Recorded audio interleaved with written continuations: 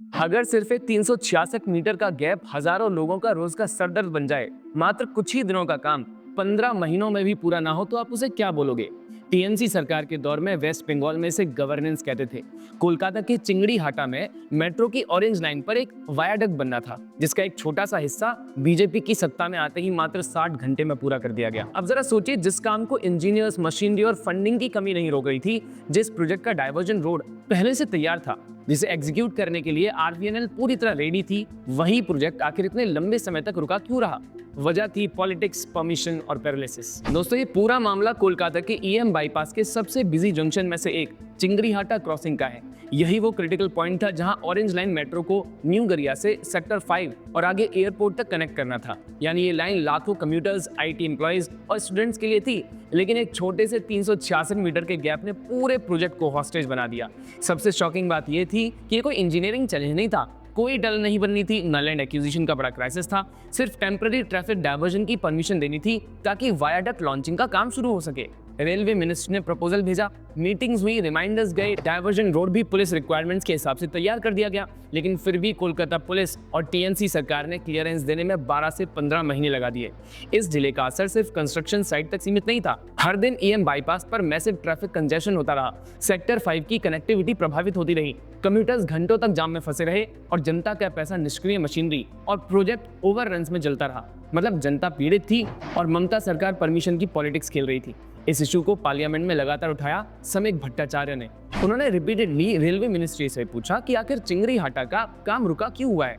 इसके जवाब में रेलवे मिनिस्टर अश्विनी वैष्णव ने राज्यसभा में ऑफिशियली कहा कि डिले की सबसे बड़ी वजह वेस्ट बंगाल गवर्नमेंट की पेंडिंग क्लियरेंसेस हैं। उन्होंने साफ बताया कि डायवर्जन रोड फरवरी 2025 से रेडी था, लेकिन स्टेट गवर्नमेंट की तरफ से एनओसी अब तक नहीं दी गई। जब सरकार फेल होती दिखी, तब एक कोलकाता के ही उपमन्यु भट्टाचार्य को कलकत्ता हाईकोर्ट में पीआईएल दाखिल करनी पड़ी।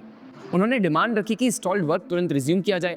हाई कोर्ट ने ऑब्जर्वेशंस दिए, डेडलाइंस दी, कंटेम्प्ट प्रोसीडिंग्स तक की नौबत आ गई और आखिरकार मामला सुप्रीम कोर्ट तक पहुंच गया। यानी सिर्फ 366 मीटर के मेट्रो गैप को पूरा करवाने के लिए कोर्ट्स को इंटरवीन करना पड़ा। द पैम्फलेट टीम से उपमन्यु भट्टाचार्य की बातचीत के दौरान उन्होंने ये बताया कि कैसे सुप्रीम कोर्ट ने स्टेट गवर्नमेंट को आड़े हाथों लिया था और काम को तुरंत चालू करने के निर्देश दिए थे।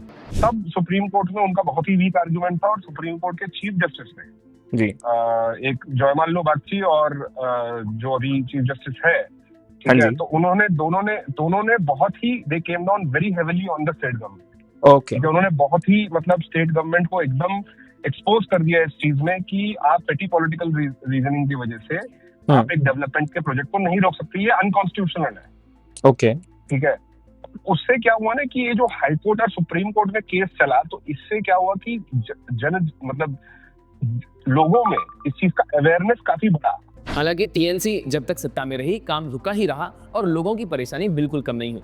लेकिन फिर 2026 में बंगाल की सत्ता बदली और तस्वीर अचानक बदल गई। बीजेपी सरकार आते ही वही काम जो महीनों तक फाइल्स और परमिशंस में अटका हुआ था, एग्जीक्यूशन मोड में आ गया। आरवीएनएल ने चिंगड़ीहाटा क्रॉसिंग पर फेज 1 वायाडक्ट लॉन्च सिर्फ 60 घंटे के ब्लॉक में पूरा कर दिया, और वो भी शेड्यूल से पहले। यही इस पूरी कहानी का सबसे बड़ा कॉन्ट्रास्ट है। टीएनसी के दौर में एक छोटा एडमिनिस्ट्रेटिव क्लियरेंस ही सालों तक डेवलपमेंट रोक सकता था, जबकि पॉलिटिकल ऑब्स्ट्रक्शन हटते ही वही काम कुछ ही दिनों में पूरा हो गया। दोस्तों, ये सिर्फ मेट्रो प्रोजेक्ट की कहानी नहीं है, ये गवर्नेंस माइंडसेट का फर्क है।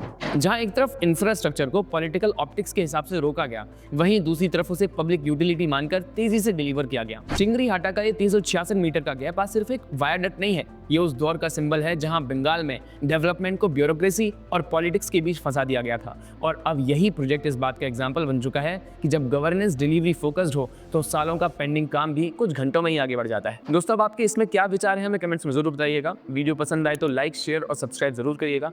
नमस्कार।